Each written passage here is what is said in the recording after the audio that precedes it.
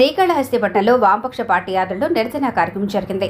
స్థానిక పెళ్లి మండపం వద్ద జరిగిన ఈ నిరసనలో నాయకులు, కార్యకర్తలు పాల్గొని మోదీ ప్రభుత్వాన్ని తీవ్రంగా విమర్శించారు. వామపక్ష నేత గంధం మణి మాట్లాడుతూ అమెరికా భారతదేశంపై 50% సుంకాలు విధించడం వల్ల జౌలి, ఆక్వా, గార్మెంట్స్ రంగాలు తీవ్రంగా దెబ్బతింటున్నాయి. పత్తి దిగుమతులపై 10% సుంకం కారణంగా పత్తి రైతులు కూడా నష్టపోతున్నారు. కానీ మోదీ ప్రభుత్వం అమెరికాకు తలవంచి అదానీ ప్రయోజనాలను కాపాడుతోంది అని మండిపడ్డారు. కేంద్ర ప్రభుత్వం అమెరికా పట్ల గట్టి వైఖరి అవలంబించాలని, వారి దిగుమతులపై సమాన సుంకాలు విధించాలని వామపక్షాలు డిమాండ్ చేశాయి. అమెరికా పట్ల మెత్తదనాన్ని వదిలి దేశ ప్రయోజనాలు కాపాడాలని వారు కోరారు.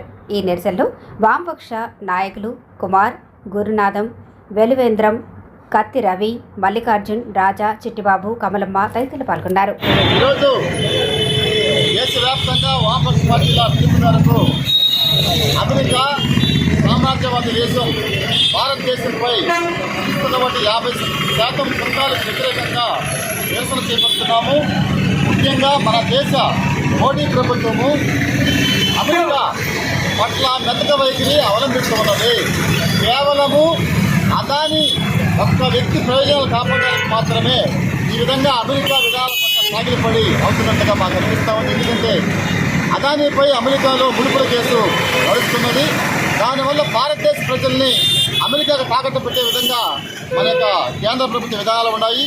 ముఖ్యంగా అమెరికా విధించే 50% సుంకాల వల్ల మన దేశంలో ఉన్నటువంటి జౌలి, గార్మెంట్స్, ఆక్వా రంగం పూర్తిగా దెబ్బతినిపోయి రోడ్డున పడే పరిస్థితి వస్తుంది.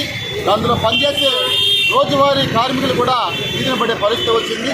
ఒక పక్క అమెరికా దేశము మన దేశంలో పత్తిని దిగుమతి చేసుకోవడం వల్ల పూర్తిగా సుంకాలు ఎత్తివేసింది. 10% మాత్రమే విధిస్తూ ఉంది. దానివల్ల ఈ దేశంలో పత్తి వ్యాపారస్తులు పూర్తిగా, పత్తి రైతులు పూర్తిగా నష్టపోయే పరిస్థితి ఉంది. కాబట్టి కేంద్ర ప్రభుత్వం వెంటనే కళ్ళు తెరిచి ఈ దేశ ప్రజలకు న్యాయం చేయాలంటే అమెరికా విధించిన సుంకాలపై గట్టిగా సమాధానం చెప్పాలి. మనం కూడా ప్రతీకార సుంకాలు విధించి మన దేశ ప్రజలకు న్యాయం చేయాలని చెప్పేసి డిమాండ్ చేస్తూ ఉన్నాం.